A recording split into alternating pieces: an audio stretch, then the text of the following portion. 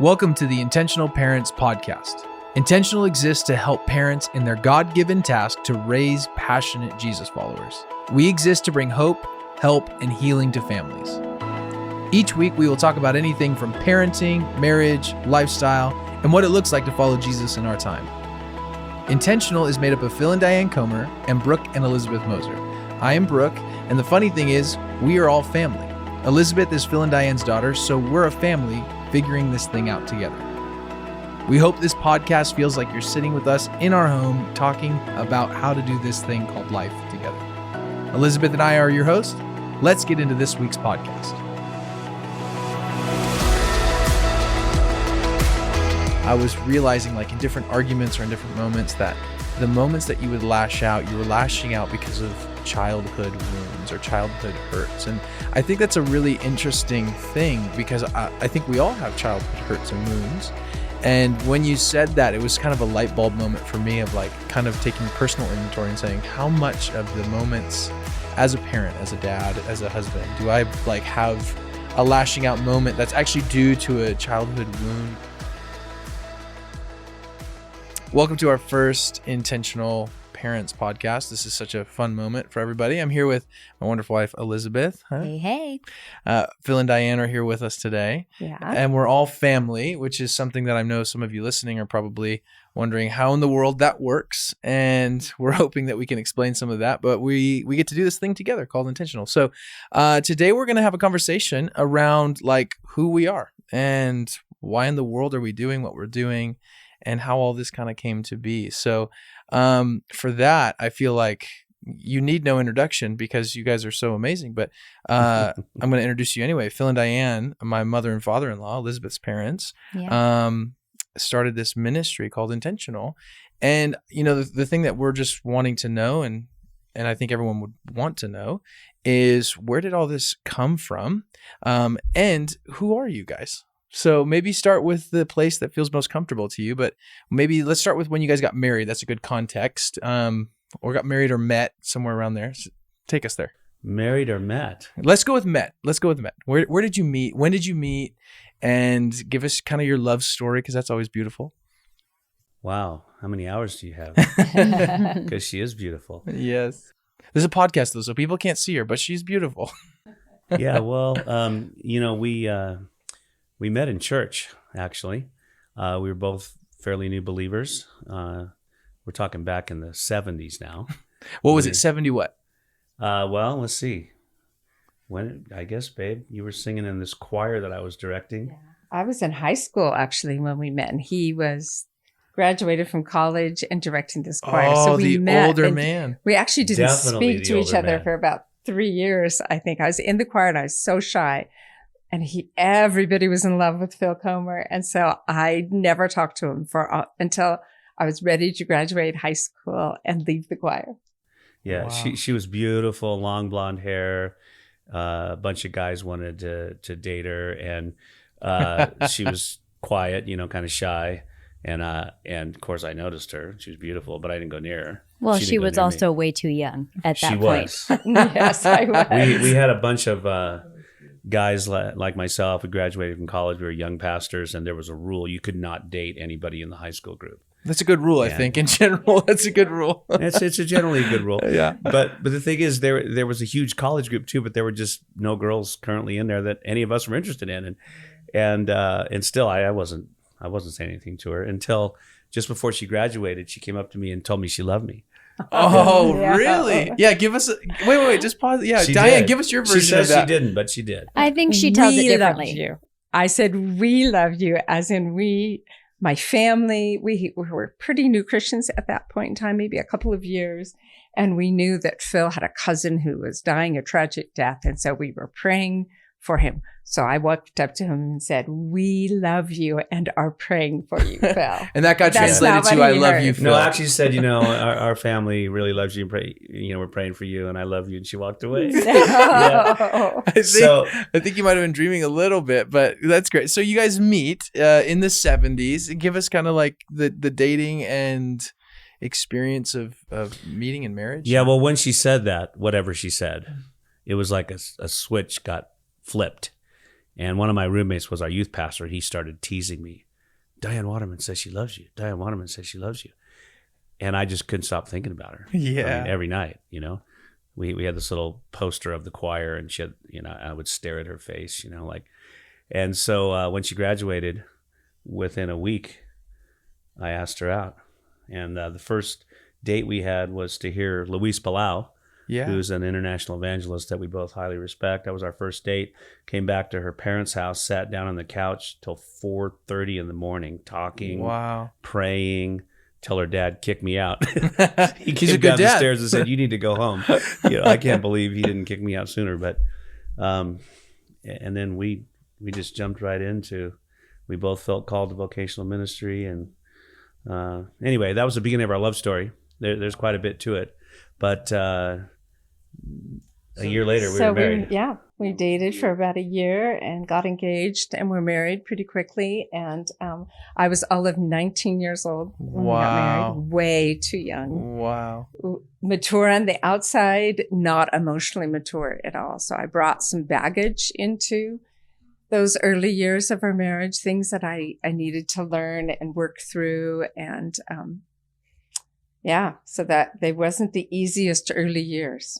Well, Di, I mean, that may be true, but the one thing that was apparent from the very first night that we went out was we were on the same page. We were one-hearted.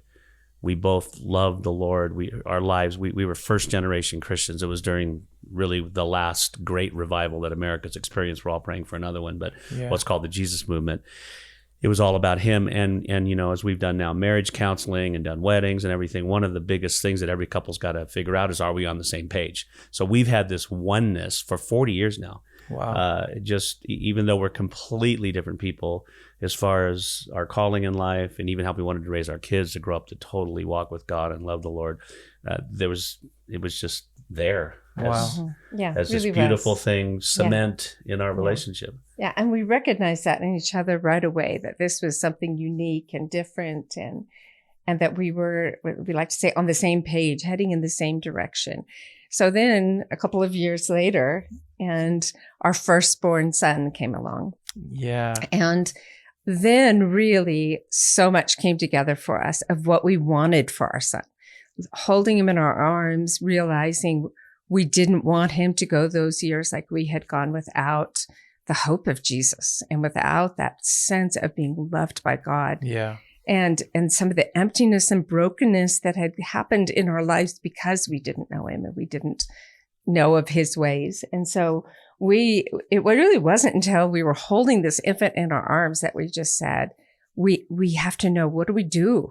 Yeah. And we have no idea. And how many parents have that question? You have a kid and all of a sudden you're like, there's some direction in the scriptures, but there's not a ton there to go like, well, how do I handle sleep training? Right. That's a big one. Before we jump into maybe the dynamics of kids, how long have you guys been married as of today? 40 years. It'll be 41 years coming July 15th. Wow. That is amazing. And still in love. And still, truly, not just for the podcast, not just for intentional, actually in love. I can attest to this. Sometimes we say we're no longer infatuated, but we are completely and deeply in love. Yes. Oh, that's beautiful. That's something that I know we all attest to, right, honey? Yeah. We're all love moving that. towards. But I would love to hear and have you share. You guys said you were first generation Christians. So obviously you came into marriage and parenting with a whole, family of origin and history that was different from each other, but both not having grown up in the church or knowing Jesus. Can you share just a little bit about where you guys each came from that obviously shaped that, oh my goodness, I'm holding this baby and I need to know how to do this. Can you share a little bit about that? Yeah, sure. Well, I think, the America that we grew up in was a religious America. I'd say most people on the block, I grew up in what's now called Silicon Valley, went to church, either Catholic or Protestant.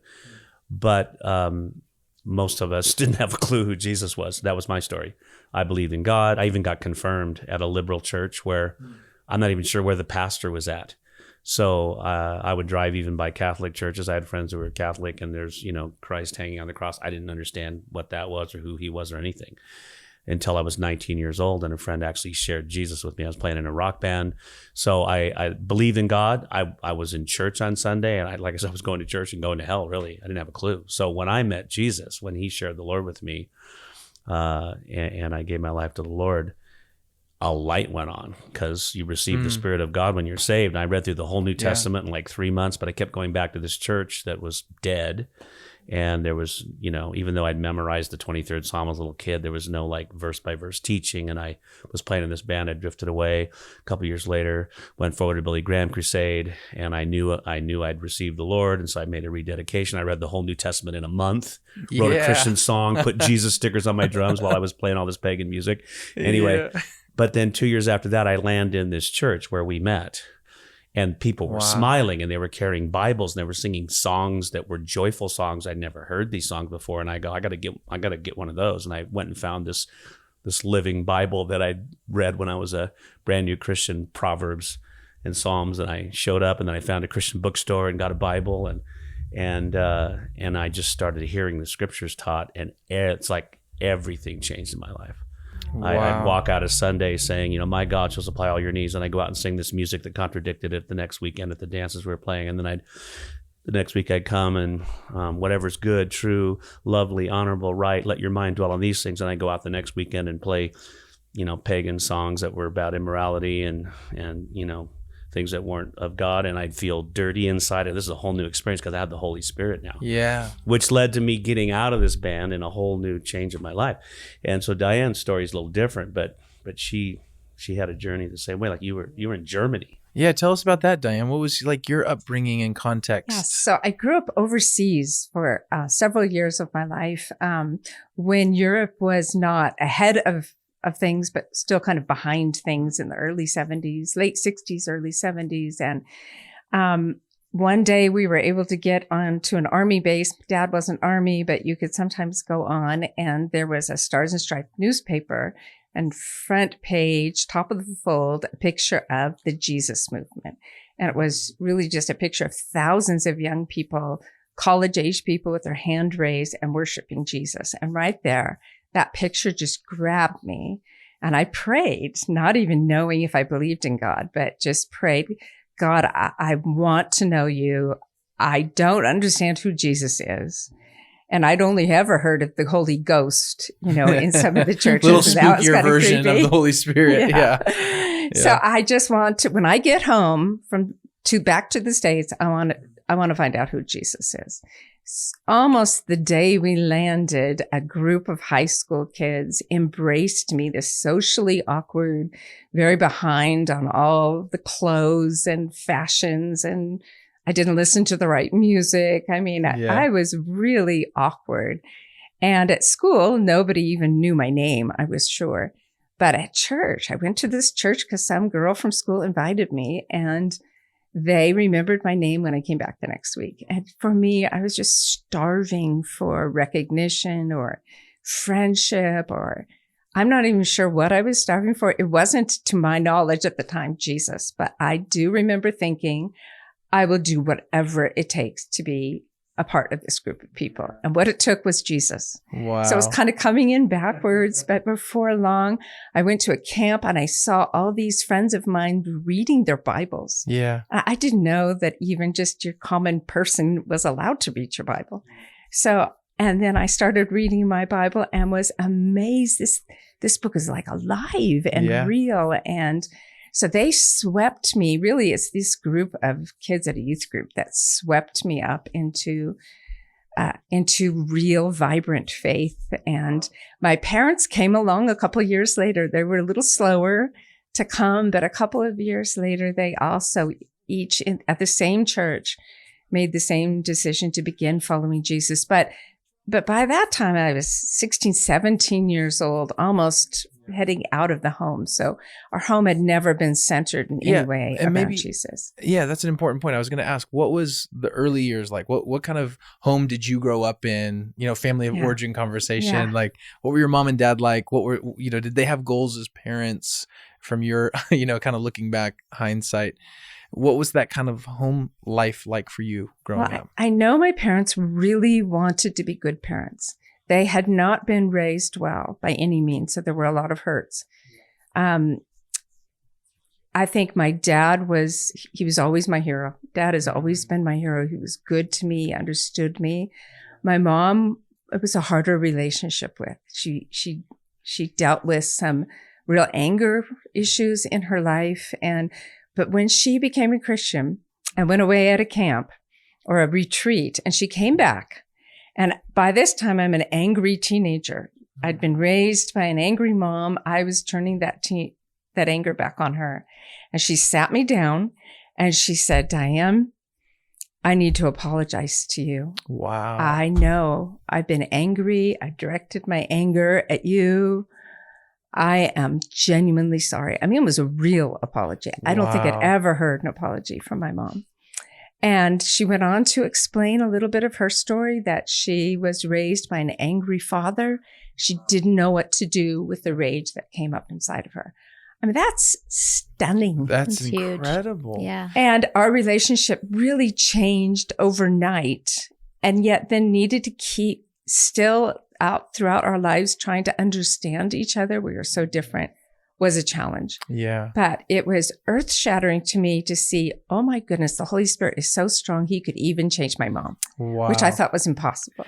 You know, something we were talking about, we were recently doing a conference in Albania, and you and Diane, we were talking, Diane and I were, and you said something in passing like you often do, and I think you'll find this out on this podcast, that Diane will just start talking, and then all of a sudden you'll just be writing things down, because the Spirit seems to just gift you with a brilliant ability to just say things that are incredibly profound. I think the family could agree. Yeah, Can we? absolutely. Can we Yeah. agree? And Phil's probably like, I hear this stuff all the time, so you're probably just really used to it, Phil. But for those of us who get windows in at different times, we were sitting there and you said, you were talking about some of the dynamic between you and Phil when you guys were early married. And you'd said that I was realizing, like, in different arguments or in different moments, that the moments that you would lash out, you were lashing out because of childhood wounds or childhood hurts. And I think that's a really interesting thing, because I think we all have childhood hurts and wounds. And when you said that, it was kind of a light bulb moment for me of, like, kind of taking personal inventory and saying, how much of the moments as a parent, as a dad, as a husband, do I like have a lashing out moment that's actually due to a childhood wound, going back to that parental, whether it is a lack or just something that you missed out on, or, you know, no one's perfect. We don't expect that at all. But with that idea, you know, thinking about all that, all of us having those childhood wounds and hurts, how did intentional come to be? Because you guys both came from a context that, you know, you weren't walking with Jesus from a young age. It wasn't like you were grown up in this church culture of Jesus and becoming a passionate Jesus follower, but you've raised 4 passionate Jesus followers now, and all the kids love Jesus. And John, Mark, Rebecca, Elizabeth, and Matthew all love Jesus. All their spouses do, which is cool. So how did this come to be? Kind of share that story. How did intentional? Yeah, well, I'll tell you how it didn't come to be. We never sat around when we were younger saying, someday, let's start a parenting ministry. No, you know, that's the beauty about following Jesus, is an adventure. You know, way back in the day, Stephen Curtis Chapman had a song, The Great Adventure. And it really is. It's the greatest adventure. It's the only way to live. Yes. You know, Jesus said, if he's always telling the multitudes, take up your cross and follow me. He's calling us closer. He's calling us into life that is truly life. So, but simple answer to that for me is that, yeah, even though we believed in God as we were young, we weren't raised in homes where our parents were following Jesus. My parents were wonderful. I mean, I say all the time they were perfect, and Diane says they weren't perfect. I go, yeah, they were. Well, anyway, they were great. My dad, you know, we had a great mom, dad, but they didn't know the Lord. But once you get saved, once you accept Jesus into your life, once the Holy Spirit comes to live in you, and you fall in love with the Lord and you're following Him, and then you have a child, the first thing you want is for that child to know the Lord and love the Lord like you do. And that's God's heart for them too. So it's to me, it just happens when you're walking with the Lord. And, you know, Brooke, you know, I quote this verse all the time, 3 John 4, Yep. I have no greater joy than this, to Yep. hear of my children walking in the truth. So as soon as Diane's talking, here she is holding John Mark. When he was born with his eyes looking around the room, like, Yeah. like I'll never forget that picture. There's big blue eyes, Just crazy around. eyes. Here's the world. He still has those crazy Here I eyes am, a little bit. but the first thing I did was quote John 3:16 to him. Wow. As I got to hold him, she got to hold him first. I got to hold him. For God so loved the world that he gave his one and only son, and Yes. whosoever believes in him should not perish but have everlasting life. I sang How Great Thou Art to him. Then sings Wow. my soul, my Savior God to thee. I sang Amazing Grace to him because I wanted this boy Yeah. to grow up to walk with God and That's love just God. amazing. So the That's Spirit amazing. puts that in you because that's God's heart for every child. Yeah. So I think it wasn't a dream for us to teach a parenting ministry. It was a dream for our own kids. And Yeah. then, like Diane said, it was a quest because there wasn't a lot of stuff that we could pick up or find to help us learn how to do it. So we looked Yeah. around for people that we admired Yeah. and learned a lot from them. Tell us about Solid Rock, and then kind of what happened with Intentional and how Intentional was kind of born out of this thing that God did in Portland, Oregon, where we're from, and to just kind of give us an insight to that. Because I think what happened at Solid Rock, God used what happened there, and this kinetic energy kind of thing, and the Holy Spirit to just kind of launch what happened with Intentional. So Diane, you maybe want to just give us a little bit of that. So when we started this church up in Portland, Oregon, we started it with our son, John Mark, who was what, Phil? Was he 22? 23 years old when we started, already a gifted Bible teacher. And so because of the ministry that he had and the ministry that we had, it was really a multi-generational church from the very beginning. And let's see, John Mark was married and out of the home by then. Elizabeth was senior in high school. Mhm. Yeah, 16. And I singing think. on worship team with me. Yeah. Yes. Yeah. I'll Just treasure those waiting to days. meet me. Praise God. Just waiting. There was this drummer playing drums behind her saying, maybe someday that will be my wife. Oh man, I remember the first moment I saw that girl. My life was changed forever. There was one day in Starbucks, and we'll share the story later, but that changed everything. And I know you might not like Starbucks coffee, the majority of people, but man, that We're I will forever indebted. forever indebted to that place. Sorry. So Diane, yeah. So John Mark was starting his ministry, and you guys were launching this church. So he started a Friday night Bible study, started it in our house, actually first in an apartment when it was just all guys. And then they moved out of that because it was pretty yucky and I was smelly there. when they wanted girls. It was to John come. Mark and I and two other Yes. guys. We Yes. were the 4 or 5 guys were like, let's have a Bible study. And you know what's funny about that story is John Mark, actually, I remember one Sunday morning, I had to have been maybe 18 at the time. We sat down for coffee and he's like, Brook, I have this idea, this Bible study with the guys is great, but I think we should kind of let's start it on a Friday night maybe, and let's give it a name and let's invite some girls to it. And I was just like, oh, okay. I sat there and I thought, it's like, dude, this is a terrible idea. No, you shouldn't do it. Just keep it the guys. Let's just keep it this thing. And he didn't listen to me, which I'm so thankful for because God did some really cool stuff through what was the way. So then it was moved to our house, and we saw these young college kids worshiping Jesus and really studying the scriptures. We love that, of course.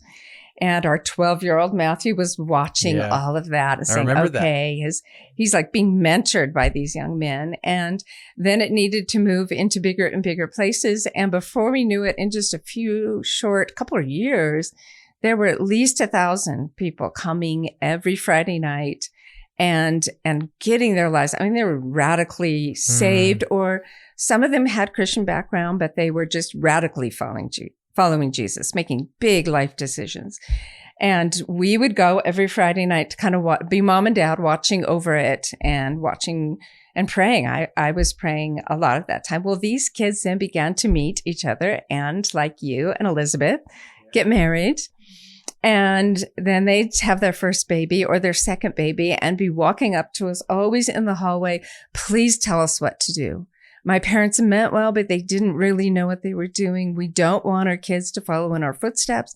We want our kids to come to the place where we are right now. We heard that so many times that we began to think, oh, maybe we need to put just a couple of things together. And really out of that was the beginning of, I taught a Bible study at the church for moms. And by the end of the Bible study, I said to Phil, I never want to do that by myself again because I'm only giving half of the story and half of the story isn't enough. So when you're ready to teach with me, then we'll maybe do this again. But I thought maybe teach, a few weekends or something. And it grew into something much bigger. Yeah. I just said, yeah. I never did anything about it. But her thing was called Hearts on Fire. She had 60 young moms on a Tuesday morning. You were there. I remember that. Well, I wasn't there because I wasn't a young mom. You were around. You weren't at that study, but there were 60 young moms. And here's the beautiful thing. John Mark, who would have been 24 probably at the time, Tammy was pregnant with Jude there first. Yes. And John Mark comes to me and he says, Dad, I want to run sound for Mom because I want to take notes. And as a father, when your son wants to take notes on his mom teaching about raising kids because he's getting ready to have his first son and already he wants his son, our grandson, to grow up to love God with all his heart, soul, mind, and strength. I said, I could die and go to heaven right now. Yes. And so that was a beautiful moment. But she did, some of the husbands would listen to it, but she said, we have to get the dads here because it's a partnership, which we'll talk about in a future podcast, but it's the mother and father working together. So she did say we need to do this eventually. And finally, it was really John Mark who launched it.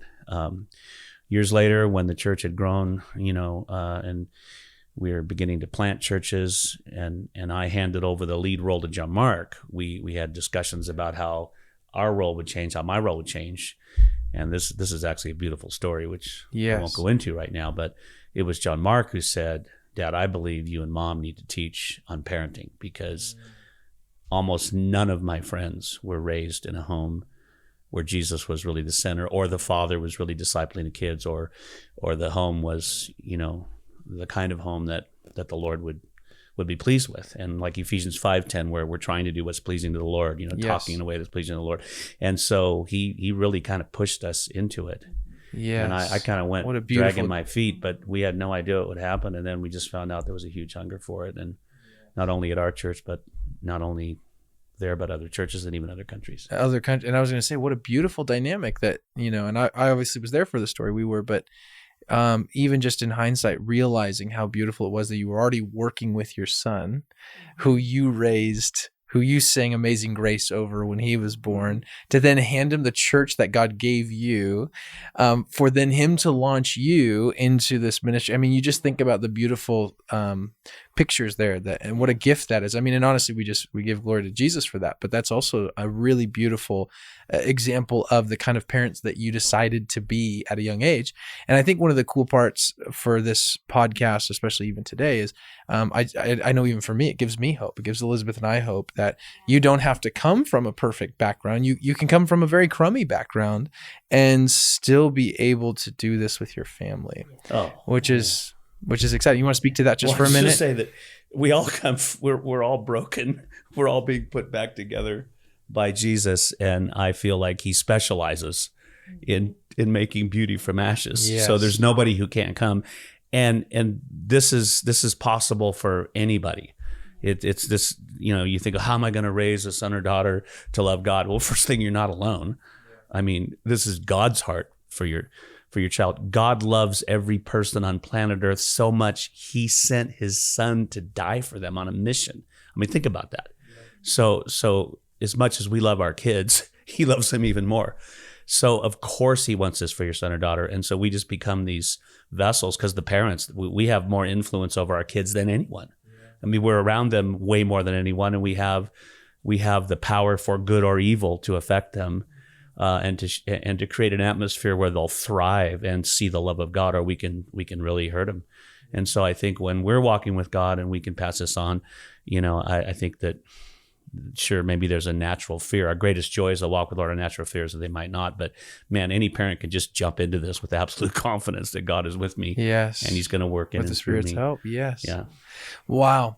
Well, hey, you keep asking us questions. Well, this first episode of the podcast is a Get Acquainted episode. So I want to throw the ball back to you guys. So, I mean, I know you really well. This is my daughter. And yes, you do. I'm very happy you married her. We love you to pieces. But I think since you and Elizabeth are hosting this podcast, why don't you, tell everybody a little bit about yourselves? Because we think the world of you guys and admire you greatly. And really, Brooke, I've said this to you many times before, is how much we wanted you to work with us. We didn't know that that this would actually become a dream come true. But how many times did we kind of throw out hints at you saying, maybe if you ever really wanted to be part of Intentional, we could really see you on our team. And nothing. I mean, you never responded. You just kind of changed the subject. I thought, okay, he's very nicely not engaging in this question. But the reason that we kept saying that is because, Brooke, you are the best dad I've seen in action. Wow. I mean, I think Phil was an amazing father, but we were learning as we're going. And so now from this side, being able to watch you doing it.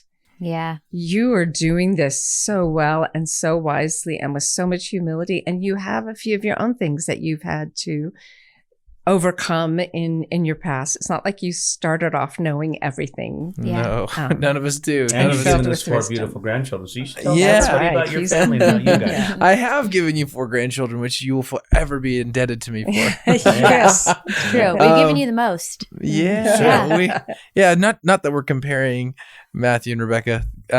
Anyway.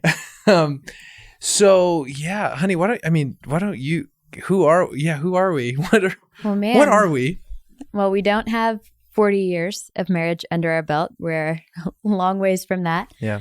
But we've been married 12 years now. Yes, 12 years. And back to those Solid Rock days that you guys were talking about and starting the church, that's actually when we met, right when the church was just beginning, starting, really.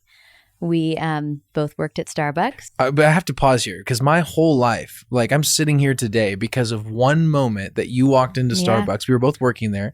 She walks in and she's comes in to get a drink, and I'm making drinks. And so I just feverishly try to look as good as you can behind a bar making coffee drinks, which is not good at all. Big spiky blonde hair. Yeah, I had hair. Frosted tips. That was Ryan Cabrera was a thing at the time. Oh, yeah. Anyway, I remember then this girl, i.e. Elizabeth, comes around the counter, and I realized she works there, and I was just like taken back, obviously.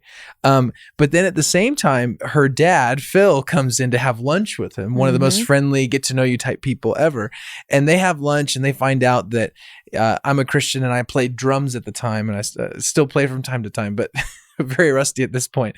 And Elizabeth comes back to work, and Phil comes and says, "So what's your name?" And he's just asking me my life story, why I'm trying to make drinks. And I'm just like, does this guy know that I have to work? But he doesn't care. He's just going for Not it. An uncommon occurrence for you, Dad. Yeah. You're asking life stories everywhere you go. I love it. I mean, like Phil is literally one of the most loving people. And if you ever have the chance to meet him, your whole life will be changed.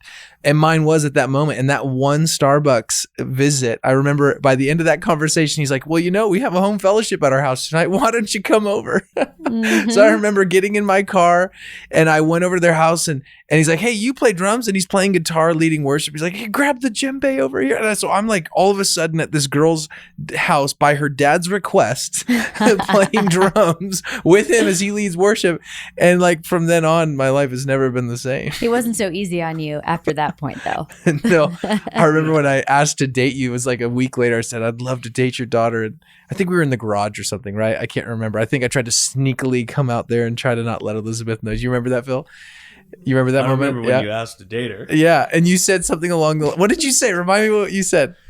My memory is absolutely you can date her. But if you touch her inappropriately, I'll break your hands and you'll never play the drums again. I remember that. And you said... it was a nervous laugh. It was a very nervous, uncomfortable laugh. I remember that. But anyway, yeah, so that we started dating. We were what, 17, honey? Yeah. Right? So wise and old. So ready to mature. Be in a mature relationship. Yeah. What happened? 17, What happened 6 months later of our dating? Well, I had a lapse in judgment and broke up with you before driving 10 hours back from a family reunion from Sacramento back to Portland. Broke up with you right before we got in the car. It was a really good, hard, long drive. I remember we were in I think you and Phil and Diane, you guys split us up. You were like, you remember that? This is a family story. The whole rest of the family was so mad at her. Why did you not wait until Portland to break up with him? Because we had 650 miles of tears and angst and anguish and switching you back and forth between cars, and Elizabeth is sobbing and you're sobbing. That's so funny. I mean, that's so funny how time has been good, hasn't it? It's been good. It has been good. So we've been married for 12 years. Obviously we got back together at some point. Oh yeah, good. Sorry, it was a couple of years though, wasn't it? 2.5 years of we eventually, because the church was growing and everybody kind of did everything, and we were part of doing worship together every weekend. We eventually were kind of forced into becoming friends. I liked being your friend. Did you not like being my friend? No. For a while, you really just wanted me to go away because you were pretty upset with me. But eventually we became really great friends. Yeah. And great friends who kind of one day realized we were in love with each other. Yes. So 2.5 years later, got back together. And then maybe year and a half after that, got married. Yes. I took her up in a hot air balloon and said, "Marry me or I'll jump out." Yeah. I said a lot of other nice things, but that was the gist of it. And she said yes. And I still don't know if it was out of pity or like fear of having death on her hands. I'm not sure, but I did want to, babe. Yes, I did want to marry. The thing is, you just weren't ready for her that first time around. I wasn't ready. Questions for God is why do girls grow up so much faster than I do? know. Brooke, when the time was right. I was not the man I needed to be yet. And honestly, those 2.5 years were so crucial in my development for Jesus, because a little bit into my story, I loved Jesus growing up and grew up in the church, but it was the same deal. It was around 17 when it was actually due to that breakup where I was like, what is life about? And I started reading the scriptures every day and just fell in love with Jesus and fell in love with who God was and found my life and security and hope in him. And soon after that, just felt called to full-time vocational ministry. So I've been a pastor for 12 years in different contexts in Los Angeles and Portland and a few other places. And Solid Rock. You started off at Solid Rock. That was the first youth pastor at Solid Rock. You had the whole group too. It wasn't like high school only. Or this was the time when they just put as many sweaty kids in a small room as possible and like lead them to Jesus. You're like, there's just no hope. You know, like you had a couple hundred of them. And Elizabeth was right there with you. I remember that time. That was a good time. So we got married at 21, and then we decided at the age of, what was it, like 22? 23. 23. Let's have a baby because we're so ready for that. Yeah. Looking back now, I just think, man, we were really, really young. But we started having kids at 23 and had two kind of not real close together, about a little less than 3 years apart. And then kind of had a 4-year gap and have two more younger. So our oldest is 9 and he's a boy, Duke. And then Scarlett is 7. And then Birdie James is 3. And Sloan is 1 in a couple days. I know. So we've got a whole crew of them. So those of you listening who are, that's your reality right now, you are not remembering the past and kind of forgetful of some of the sleepless nights and the constant diapers. We're right there with you. And I think, now having our own kids, we're more aware than ever that raising them to love Jesus, like really genuinely love Jesus, not just go to church and do the right things, but to really live their lives as disciples of Jesus doesn't just happen. I grew up with this amazingly strong foundation from parents who altered every aspect of their lives to be able to provide that for their kids and to help their kids love Jesus. And I didn't realize what a gift that was and what a rare thing that was growing up. You just kind of take it for granted and you think it's normal and that everybody's like this. But now having our own 4, I realize a lot, but the cost that requires and the sacrifice that requires and the wisdom that you need from the Spirit to be able to do that, the resources you need from wise people who've gone before you. And so we are just feel like we are learning right along with anybody listening. We're learning through listening to other people like my parents. We're learning through making our own mistakes, through our kids teaching us, through our kids having their own strong and unique personalities, from our family story looking different than I think we would have ever planned it to, with one of our daughters having some special needs.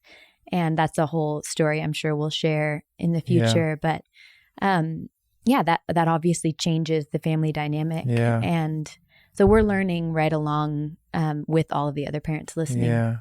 And I think something you just said, honey, that's really powerful and really helpful is just to remember that life, even with Birdie, Birdie at 6 months old got diagnosed with a rare brain disease, and her whole trajectory has been changed, and so is ours. And I think for us, we're in the midst of the best of times and some of the hardest of times. We're sitting in that space as parents, and I'm sure many of you at home are sitting in that space too, where it's just so wonderful and so delightful, and you get to enjoy your kids and cuddle them and pray with them and be with them. And then there's just these disappointments. And if you find yourself in the best of times or the most disappointing of times, we just want to remind you of the one who's with you in all of this. That's one of the goals here with us doing Intentional, is to really bring hope, help, and healing to families and give them hope that no matter how challenging life is, we have a God and serve a God who is with us in each of those moments, no matter how good or how challenging. Thank you for listening to today's podcast. If this was helpful to you, we always encourage you to share it with someone. You can always follow us on Instagram at intentional_parents or on our website, intentionalparents.org. And also, if you enjoyed today's episode or it spoke to you in any specific way, would you do us a favor and please leave a review on iTunes? This helps us bring more hope, help, and healing for families. Thank you for listening.